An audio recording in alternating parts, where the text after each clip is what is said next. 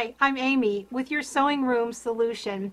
What does your sewing machine and the dentist have in common? One thing, cleanings. You got to clean your teeth. You have to clean the teeth in your sewing machine as well. Your feed teeth, or feed dogs sometimes we call them. They get lint between the teeth just as well. And you're going to use the same thing the dentist use.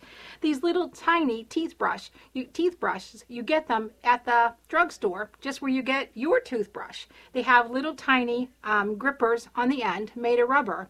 Now you're going to put them right between the teeth that feed your fabric. Get all that lint out of there, especially if you're a quilter or a person who uses a lot of flannel or a lot of fleece or wool. It builds up tons and tons of lint, and what happens is the lint builds up and the fabric no longer feeds because it makes it totally flush with those diamond cut metal pieces in there that move the feet along. You want to remove the bobbin case. Let me show you at the sewing machine how easy this is.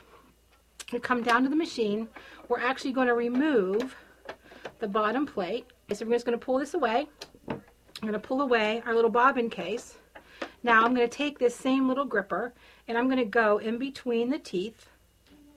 And especially if your sewing machine has one of those automatic cutters that pulls the bobbin thread underneath, sometimes it leaves residue and you want to get underneath and get that out. Pull all the lint and everything underneath, because the thread has to fight its way through all that lint that goes between the bottom of the bobbin case and the shuttle driver. So get this all nice and clean.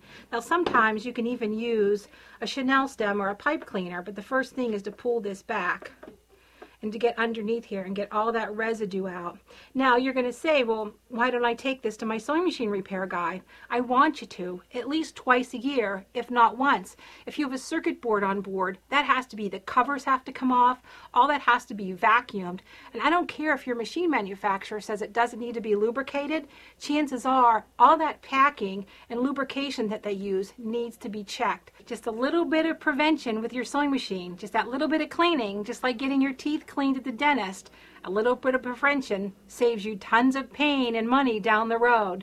So it's good for your sewing machine to go at least once a year, if not twice, for that prevention. Have the covers pulled, all those circuit boards vacuumed, and even though your manufacturer may say it doesn't require lubrication, that you need to have those packings checked, everything checked, and make sure everything's lubricated well, and all this lint and stuff isn't stuck around all those circuit boards, because we know that what makes everything go.